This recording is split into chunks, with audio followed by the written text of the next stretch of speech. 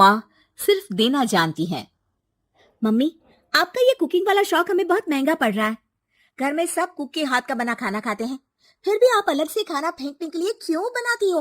पता भी है कि इस तरह कितना पैसा खर्च होता है। अरे पर बहू, मैं तो सब रोहित के पसंद का खाना बनाती हूँ। मम्मी, वो सब मुझे बचपन में पसंद था। अब इतना तेल खिलाकर बीमार करोगी क्या? वैसे भी मैं पूरा समय कभी क्लाइंट तो कभी बॉस के साथ मीटिंग में रहता हूँ, इसलिए आप अपनी बर्बादी को मेरा नाम तो मत ही दीजिएगा।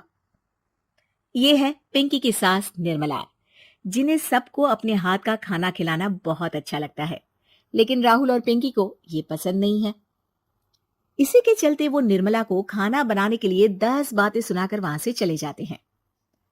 मेरे मन में तो सिर्फ अपने बच्चों के लिए प्यार है, पर शायद अब उन्हें मेरी जरूरत नहीं है। मुझे गांव वापस चले जाना चाहिए। जहां एक तरफ निर्मला दोबारा गांव जाने के बारे में सोच रही होती है, वहीं उसका पोता परम अपनी दादी के शौक को प्रोफेशन में बदलने का आइडिया सोच रहा होता है। अगली सुबह निर्मला गांव वापस जाने के लिए कपड़े पैक कर ही रही होती है कि परम फोन लेकर दादी के पास पहुंचता है। दादी, आप कहीं नहीं जाओगी? अरे नहीं बेटा, मेरा गांव चले जाना ही ठीक रहेगा। इससे तुम्हारे मम्मी पापा की सारी दिक्कतें भी खत्म हो जाएगी।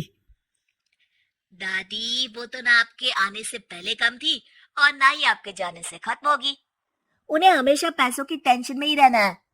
मेरे पास आपको यहाँ रोकने का आइडिया है। आइडिया? मतलब मैं कुछ समझी नहीं। इस पर परम अपनी दादी को YouTube खोलकर उसके बारे में सब कुछ बताता है, जिसे सुन दादी कंफ्यूज हो जाती है। अरे बच्चे, तूने इस बुढ़िया के बारे में इतना सोचा, वही बहुत बड़ी बात है। देख, मुझे ये सब समझ में नहीं आता, तू मुझे जाने दे बेटा। अरे दादी, इसमें कुछ मुश्किल नहीं है, मैं हूं ना हेल्प के लिए। आप बस खाना बनाओ, और पता है YouTube की मदद से आप अपनी स्पेशल रेसिपी लोगों को सिखा भी सकती हो।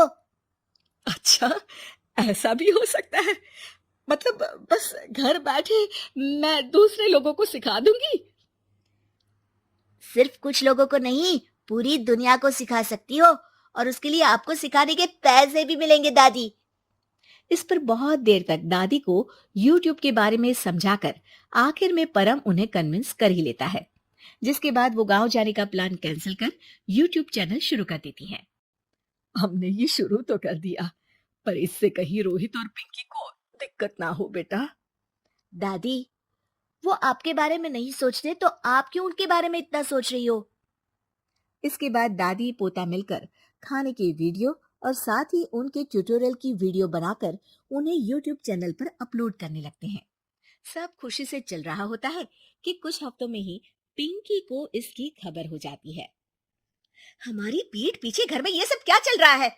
अरे मम्मी, आपको तो अपना टाइम पास करना है, पर उसमें मेरे बेटे का फ्यूचर क्यों खराब कर रही हो? पढ़ाई के टाइम आपके साथ किचन में लगा रहेगा तो फेल ही हो जाएगा ना।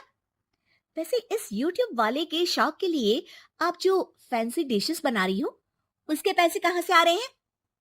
मम्मी, आपको हमेशा पैसों की चिंता ही क्यों लगी रहती है? और रही बात मेरी पढ़ाई की, तो आपसे ज्यादा दादी को उसकी चिंता है, इसीलिए मेरी पढ़ाई के बाद ही वो ये काम करती है। परम, अपनी मम्मी से बात करने का ये कौन सा तरीका है? और मम्मी ने पैसों के बारे में कुछ गलत तो नहीं पूछा? जब घर में हम दोनों कमाते हैं तो ये पूछने का अधिकार तो है कि पैसे कहाँ इस्तेमाल हो रहा है। मम्मी का ये जानना जरूरी बनता है। पापा, आप अपनी मम्मी से कैसे बात करते हो, ये तो मैं देख ही रहा हूँ। तो आपके मुंह से ये बातें तो अच्छी नहीं लगती। और रही बात पैसों की, तो आप दोनों हर समय मुझसे दूर रहने की कंपेंसेशन में जो पॉकेट मनी देते हो ना, हम उसी से ये सब कर रहे हैं।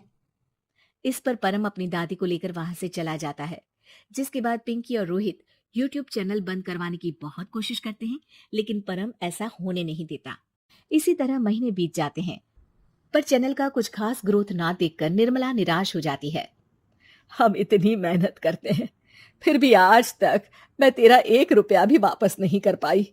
अब तो रोहित ने तुझे पैसे देने भी बंद कर दिए और तेरी सारी सेविंग्स भी खत्म होने को आई है। बेटा, मुझे लगता है कि हमें ये सब बंद कर देना चाहिए। दादी, YouTube चलने में मेहनत के साथ ढेर सारा सब्र भी लगता है। देखना, कुछ महीनों में सब सिर्फ आपको ही देखेंगे, और अगर फिर भी कुछ नहीं हुआ तो बंद कर देंगे। परम की बात से दादी मान जाती हैं और वो अपना काम जारी रखते हैं।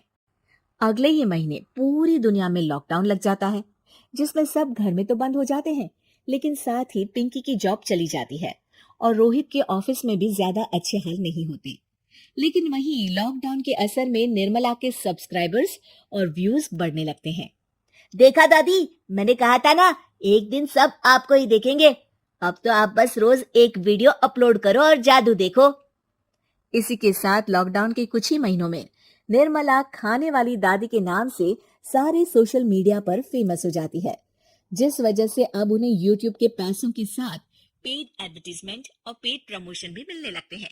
उन्हीं पैसों की मदद से निर्मला अब बेटे बहू की नौकरी ना होने पर घर का खर्चा भी चलाने लगती है, जिसे देख रोहित और पिंकी को भी अपनी गलती का एहसास होता है और वो सब मिलकर निर्मला को सपोर्ट करने लगते हैं।